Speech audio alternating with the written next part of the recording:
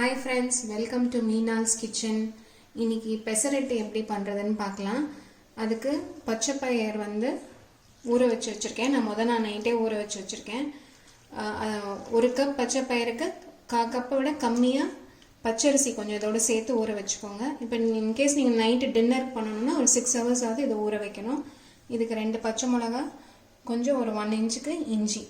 இது மூணுத்தையும் இப்போ நம்ம சேர்த்து அரைக்க போறோம்.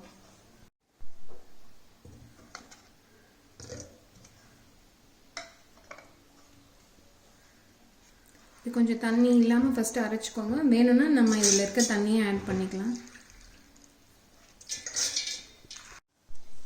இப்போ நம்ம அந்த ஊற வச்ச பச்சை பயிறு, அரிசி, இஞ்சி, பச்சை மிளகாய் எல்லாத்தையும் சேர்த்து அரைச்சிட்டோம். இது கூட நம்ம இப்போ ஒரு ஸ்பூன் ஜீரகம்,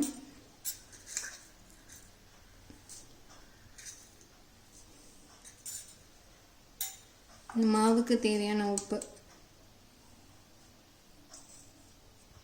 இதை போட்டு நல்லா கலந்துட்டு ஒரு 1 hour ஊற வச்சுட்டு நம்ம தோசை ஊற்றலாம். கொஞ்சம் திக்காக இருக்குது, நம்ம தோசை ஊற்றையில் கொஞ்சம் தண்ணி வேணால் ஆட் பண்ணிக்கலாம். இப்போ மாவு அரைச்சி வச்சு 1 hour ஆயிடுச்சு. கொஞ்சம் திக்காக இருக்குது, ஸோ நம்ம கொஞ்சம் தண்ணி ஆட் பண்ணிக்கலாம். இப்போ நம்ம இந்த பெசரட்டை ஊற்றலாம்.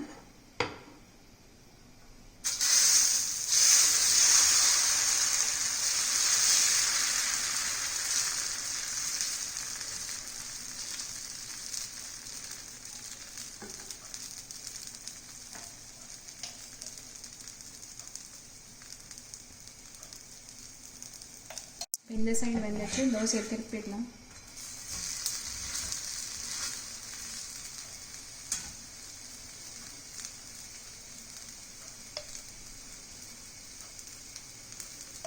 இதில் நம்ம ஆனியன்ஸ் கூட ஆட் பண்ணிக்கலாம். இது ஆப்ஷனல் தான், நல்லா பொடியாக நறுக்கி போட்டுக்கோங்க. தேவைன்னா போட்டுக்கலாம்.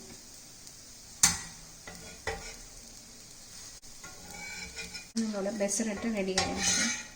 இது நம்ம பீனட் சட்னியோடையோ இல்லைனா தேங்காய் சட்னியோட சர்வ் பண்ணலாம். நான் இன்னைக்கு பீனட் சட்னியோட சர்வ் பண்ணியிருக்கேன். இது கண்டிப்பாக எல்லாரும் ட்ரை பண்ணி பாருங்கள். தேங்க்ஸ் ஃபார் வாட்சிங் திஸ் வீடியோ.